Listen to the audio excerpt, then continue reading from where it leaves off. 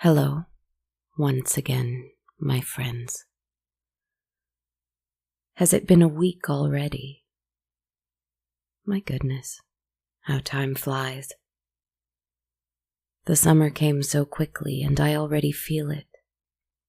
It's not waning just yet, but it is growing tired of itself, I think. I can't really feel it.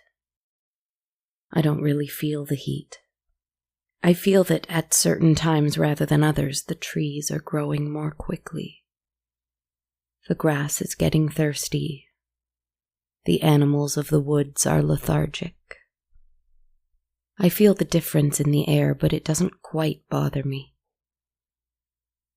I am unchanging, unchangeable, except for the fact that there are more little plants decorating me. Little green growing things scattered across my limbs. Even tiny little summer flowers, colorful and fragrant, sprouting from the little peaks where my bones show. Here and there over my collarbones, settled on a knuckle or two, growing from my temples, up and down my spine. I don't mind them. I don't remove them unless they impede me from shuffling my deck of cards, or telling you a story, or seeing through the little windows of my home of vines and roots and tree innards. Even then, if I like the color or shape of them, I'll work around them. One must have room to grow, to change, to adapt, to improve. I whisper this to myself silently as the voice outside of my home speaks to me even still. That voice in the forest. It has come more frequently lately, and its source glows brighter and more red. I think it grows impatient. Have I ever felt such a useless emotion as impatience? I can't remember.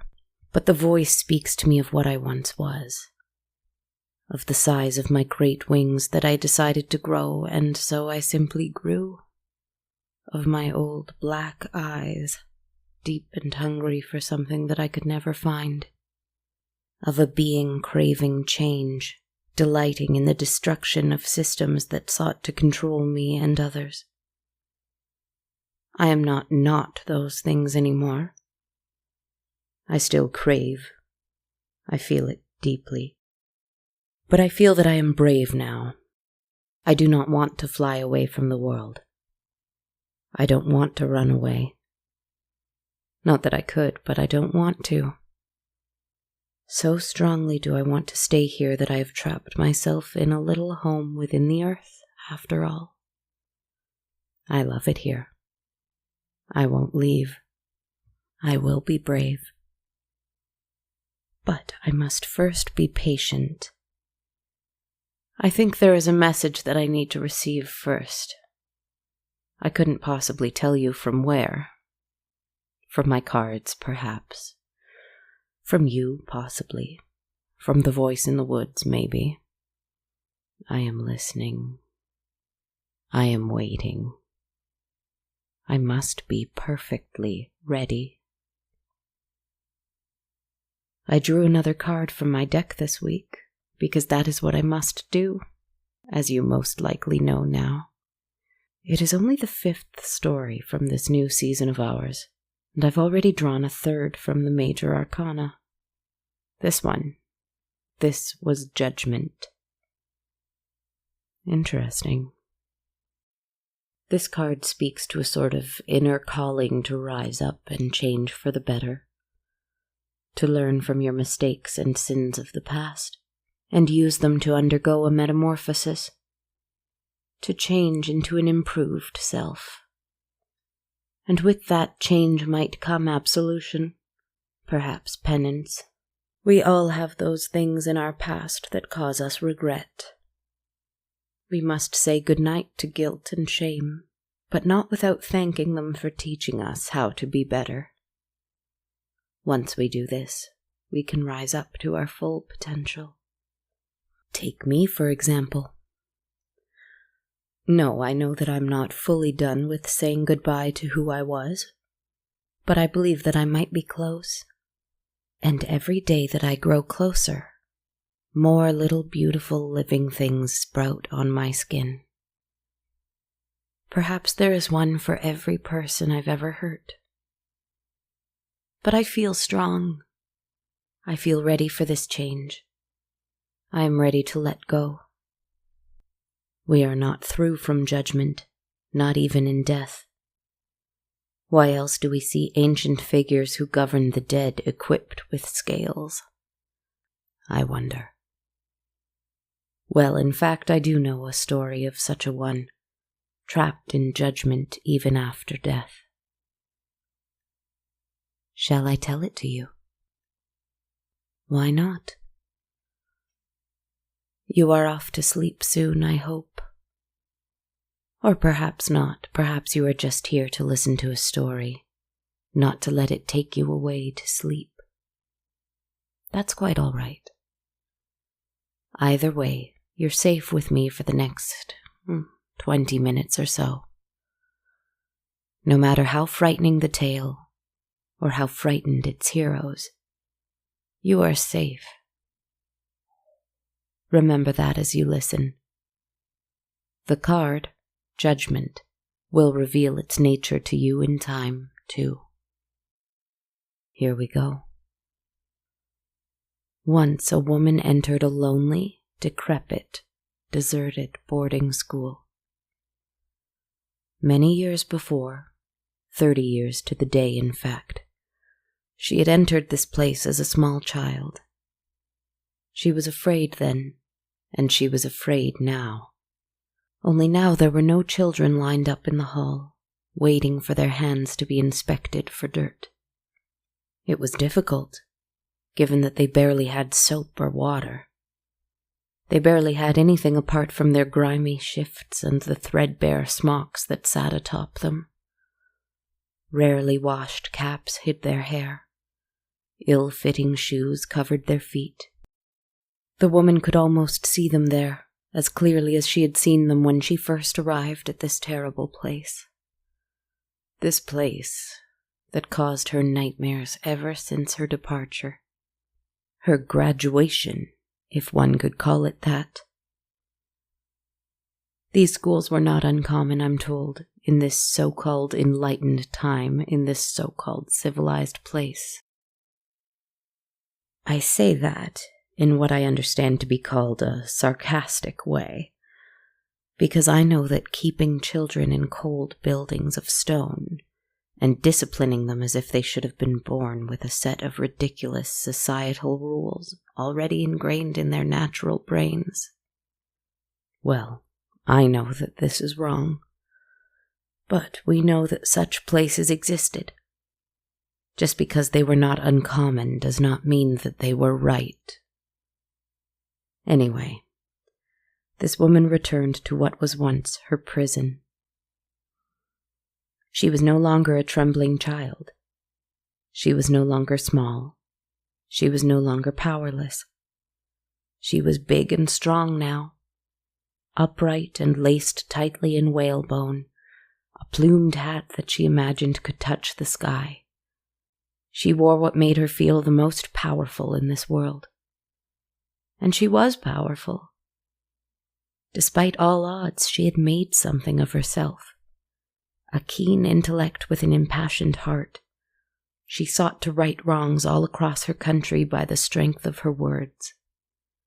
And though she could viciously fight for children everywhere, she could not fight the memory of this place.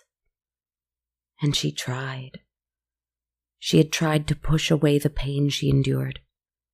She had tried to pretend it never happened.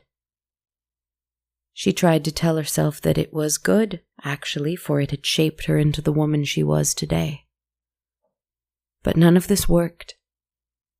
On her skin and in her heart, she still bore scars. Whether they were from the cruel crack of a switch or from deliberately hurtful words, they had come from one person, and one person only. The Headmistress.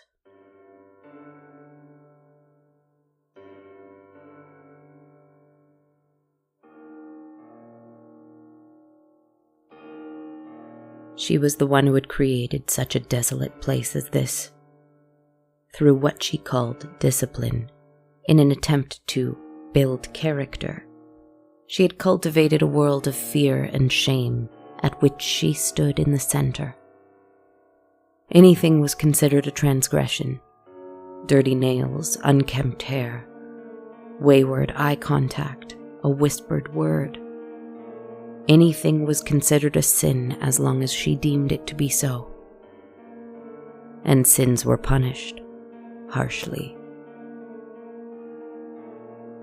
I choose not to tell you more about how she punished her students. Enough writers from long ago have done a better job than I ever could of describing the hardships children often faced in places such as this. And as I think I might have told you in a previous life, I detest violence. I abhor cruelty. I do not like to depict it. I am no writer. Wait. Am I not? No. No, if I recall, there is a writer somewhere. I feel as though I've said this before. Have I? Well, if it's not me, then who is it? Do you hear a click-clacking somewhere distantly? Like fingers moving up and down, tip-tapping, click-clacking. Oh, never mind. I think this is something that a past me might dwell on. I'm not sure whether or not I shall. As part of the change I must undergo, I think that I must decide what I choose to dwell on and what I choose to release. Anyway, forget what I just said.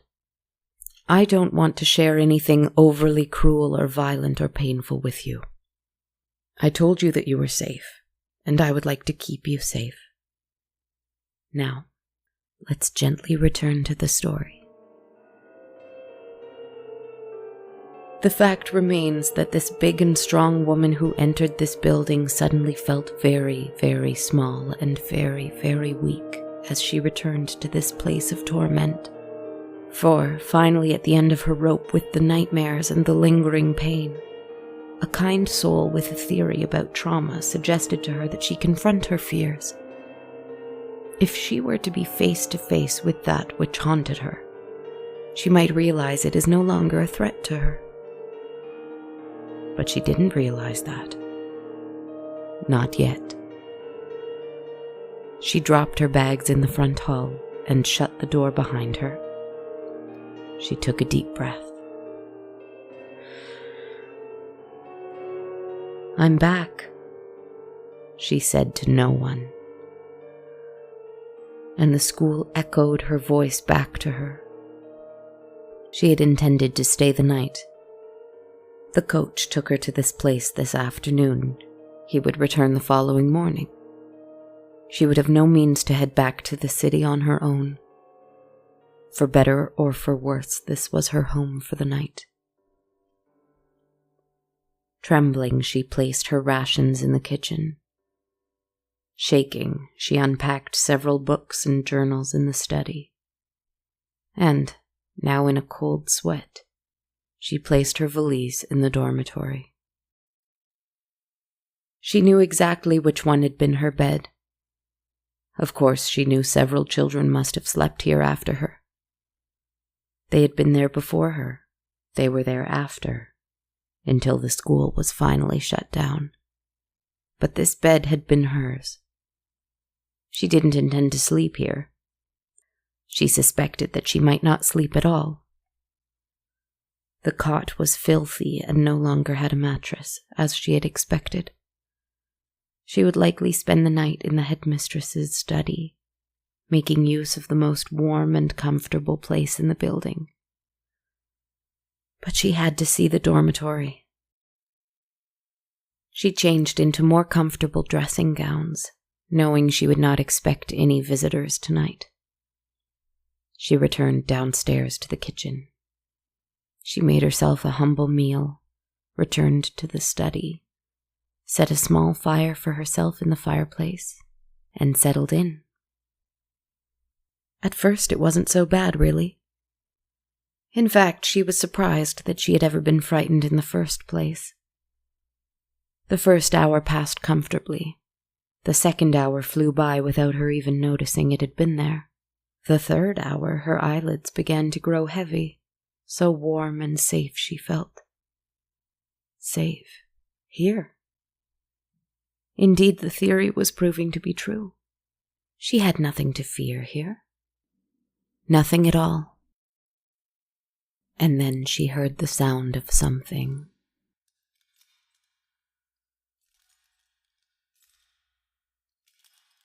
It was a familiar sort of jingling. Jingle, jangle, gently in a steady rhythm.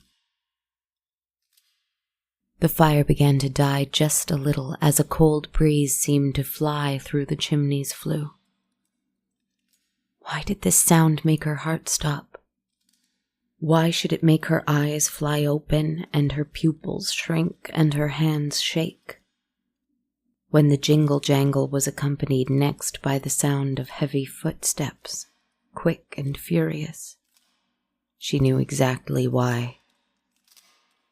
Only one person had ever had keys to this place.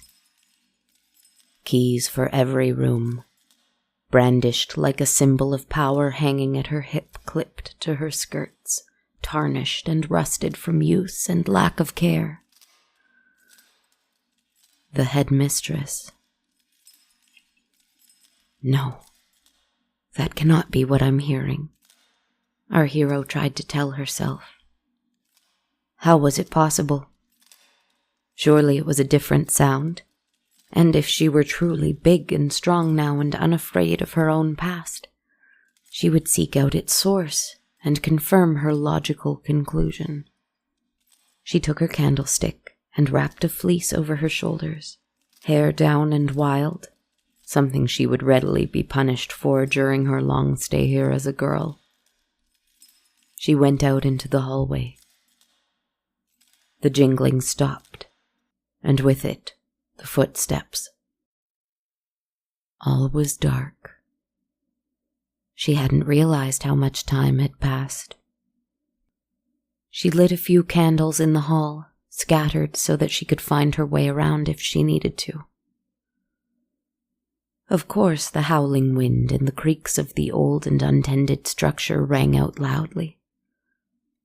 It sounded exactly the same as it had when she was last here. Hugging the fleece around her even more tightly, she slowly returned to the little study. Carefully, quietly, she pulled her journal out once more and continued to busy herself with work. Another hour, another 2. She almost allowed herself to feel safe and powerful once more. By the time she looked at her pocket watch and saw that it was midnight, she felt a little relieved that the night was going by so quickly, or so it seemed. But then, faster and louder than before, so much more loud that she could feel the walls vibrating with each step. The jingling and the walking returned. She didn't move. She would have gone out into the hall if her feet would have allowed her to stand, but they didn't. She just waited, while the sound rang all around her, while the sound happened to her. When it finally stopped, she still couldn't move.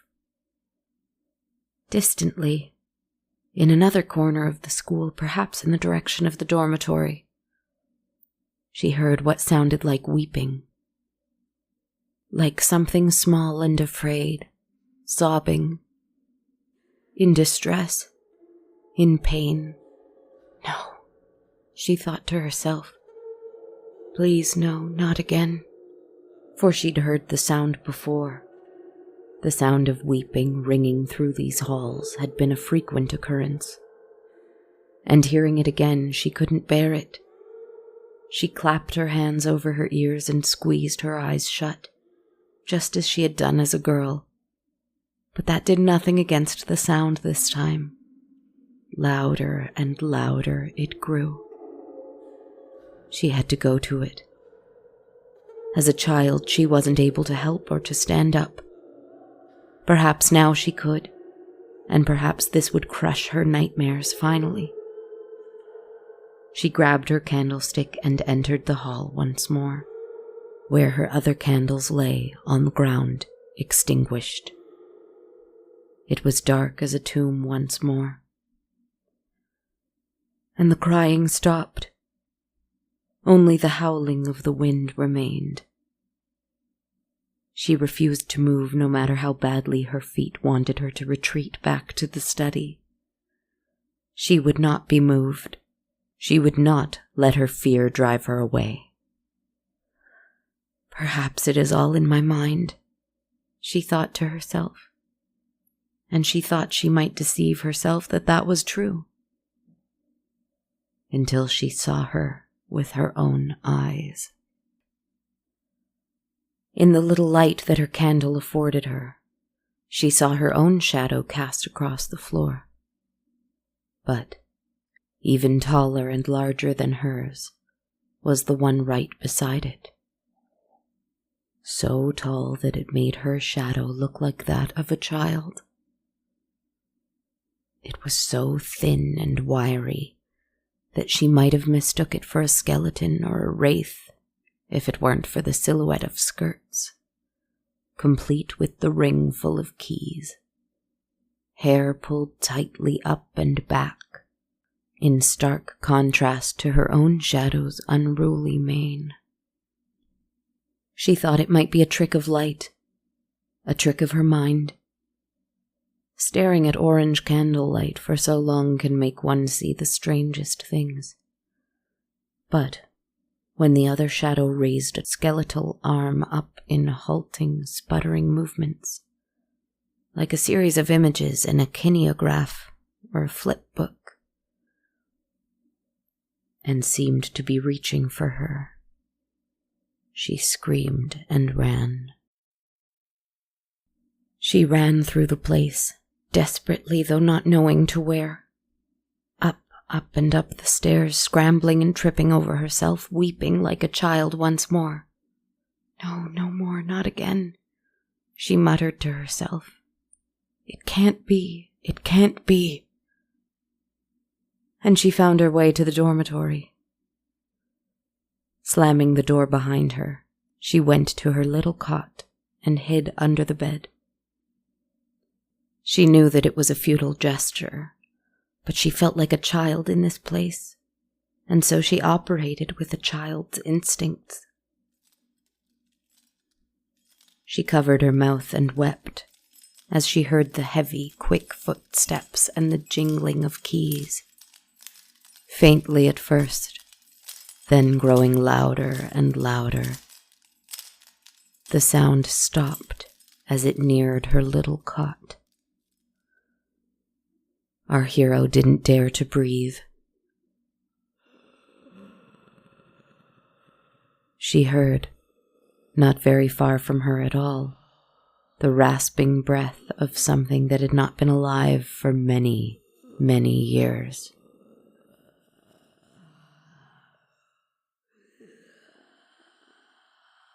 And it resumed its walking, the footsteps and the jingling growing fainter once more, as the headmistress passed her by and made her way to the other side of the huge room full of empty old beds. Our hero waited and waited. For a brief moment, there was blessed silence. And then she heard the weeping once more, echoing out into the great chamber from a distant corner. Small and soft and desperate.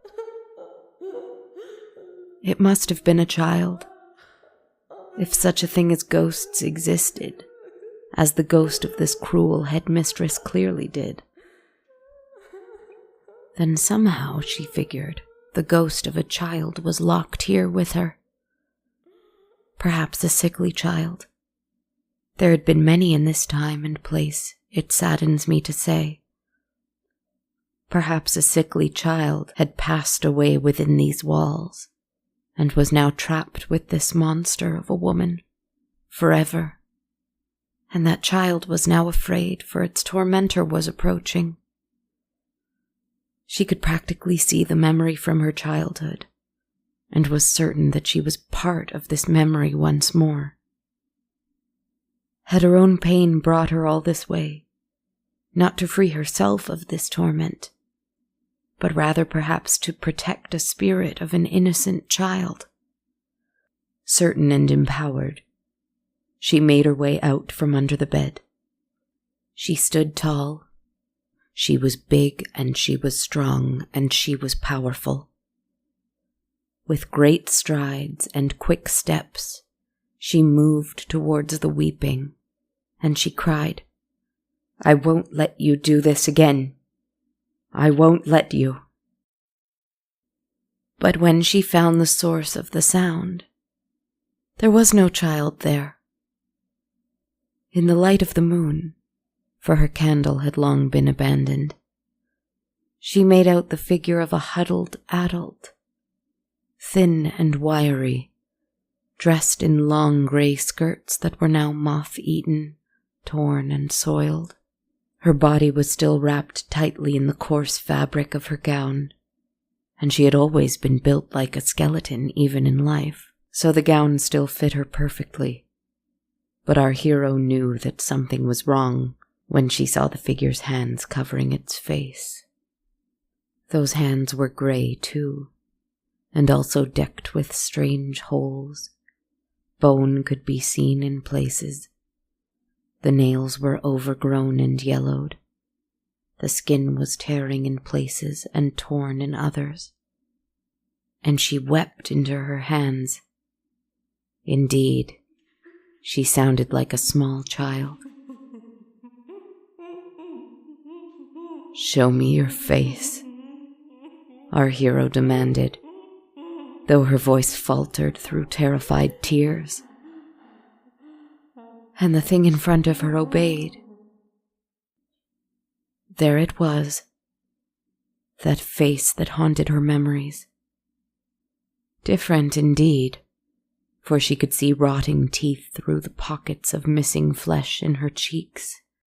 She could see eyes that were milky and pale, set in hollow eye sockets, barely kept in place by leathery grey eyelids. Her hair was as tight as it had ever been, but now white, still a perfect chignon. Her lips were drawn back over those terrible teeth, but it was her.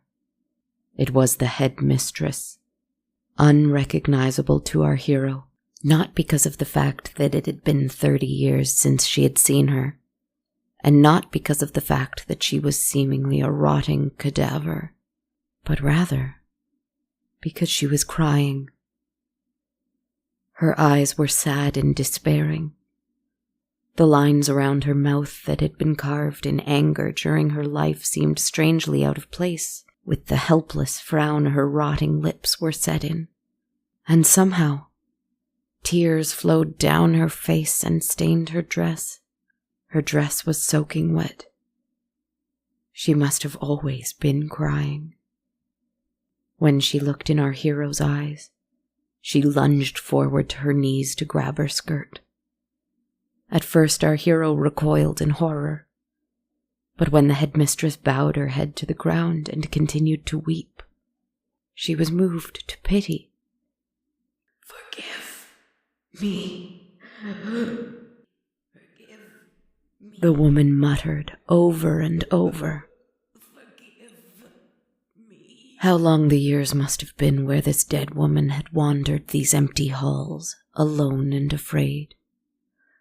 Our hero didn't know her story. She didn't know just at what point, whether it was in life or in death, this woman had discovered and understood the depth of her cruelty. "The little children. The little children," she whispered hoarsely, gasping deeply and sobbing. I wanted to help, and then it all went wrong. Lost, so lost I was. She whispered these things over and over, and it became clear to our hero that she was trapped in a prison of her own design, and she knew it. Not only did she know it, but she understood why she deserved it, and it was tormenting her. It had been tormenting her for decades. In life, she was so intent on forcing others to atone for what she considered to be sins. But in death, she had ample time to realize the gravity of her own. But how can one be forgiven for one's sins when one is all alone? The poor woman. Our hero knelt to the ground too. Unafraid of her putrid flesh, she held the headmistress's hands in her own, aware of the fact that she could only speak for herself, not for the hundreds of other children who had been so hurt by the actions and words of this woman through the years. She found courage. She found courage to say it, not expecting any outcome, but because it would be a comfort to the headmistress and a comfort to herself as well. She looked into those empty yet desperate eyes that seemed to beg, and, though she was a horror to behold, for the first time she found that she was not afraid of her. And she said, gently, slowly, squeezing those bird-like hands tightly, I forgive you.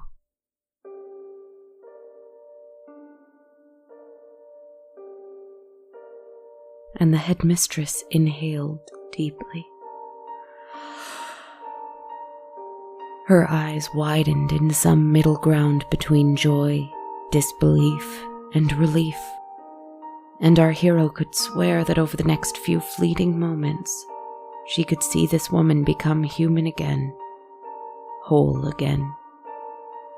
At first old, the age at which she'd passed.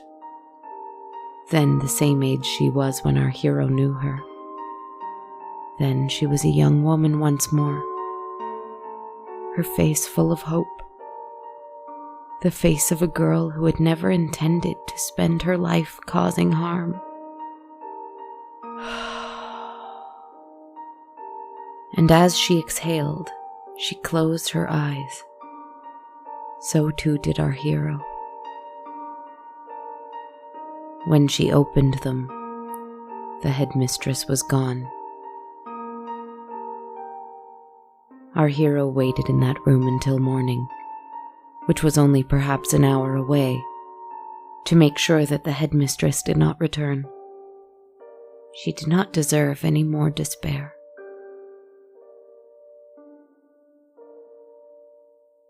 She did not return. She was gone. As the sun rose and streamed into the dormitory, the woman who now sat alone here had a different memory.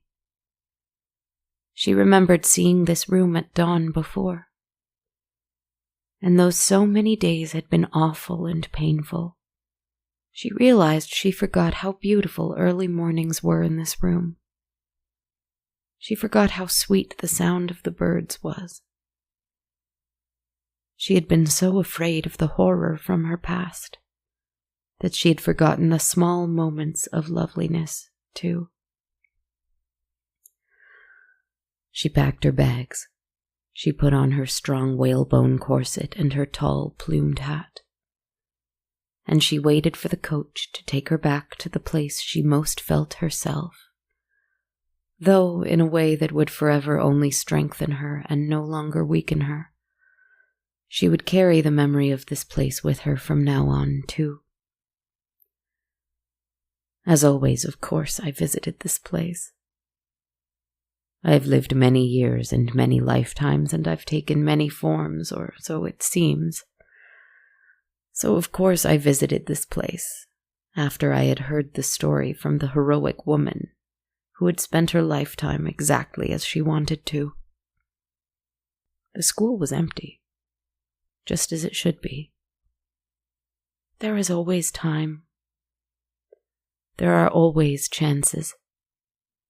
The Judgement card speaks of atonement and absolution, but only if it is for the purpose of improving, of letting go of how we have failed in the past, so that we can fully manifest what we should be when we reach our potential of what we were meant to be. The voice outside of my home has gone silent, but I can tell that they are there. I can see that reddish-orange light glowing very dimly. Whoever they are, I think they liked this story. I hope that you did too, dear listener. And I hope that you have sweet dreams tonight. Take care.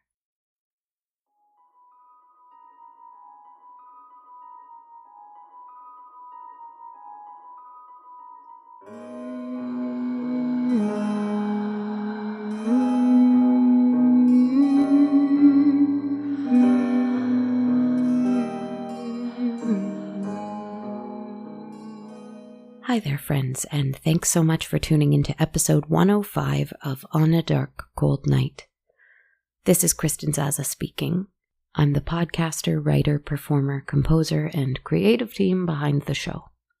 I hope you've had a good week wherever you are and whatever you did. I also hope that this next one will treat you kindly too. I have one new patron to thank this week, sending a big thank you to Howard Gostin, our new supporter via Patreon. Thank you so much, Howard. I'm so grateful for your help. Every patron, regardless of what monthly amount they pledge, can receive access to my constantly updated soundtrack of the show. If this is something that would interest you and you'd like to support in this way, like Howard, then check out our page at patreon.com/darkcoldnight. You can also support via a one-time donation without the soundtrack perk by contributing through Ko-fi. Visit my page there at ko-fi.com/darkcoldnight. And if you'd like to get cozy in an On a Dark Cold Night t-shirt or hoodie, then check out our merch at bonfire.com/on-a-dark-cold-night. I would just like to say quickly that I completely understand that these times are very uncertain for so many of us right now. Supporting the show financially is absolutely not something that I expect of my listeners, but I'm so grateful if you do think it's something you can manage right now. On that note, if you want to help out but can't in this particular way, which again, I completely understand, you can also help out, as always, by leaving a positive review for the show for us on iTunes, Stitcher, or our Facebook page just called On a Dark Cold Night. I'm also on YouTube under the title of the show. You can subscribe and like my videos there too, if you like. I'd also love it if you followed me on social media. I'm on Twitter at A Dark Cold Night, Instagram at Dark Cold Night Podcast, and on my aforementioned Facebook page. Thank you so very much for listening in tonight. I hope this story wasn't too scary for you. I think that the Judgement card is one that can mean so many things, and I think it is so positive in so many ways. I'm going to carry it with me in my thoughts and actions this week, and hopefully longer. If you need to, perhaps you can join me in this. Thank you again for spending this time with me. Take care of yourselves and rest well. Good night, my friends.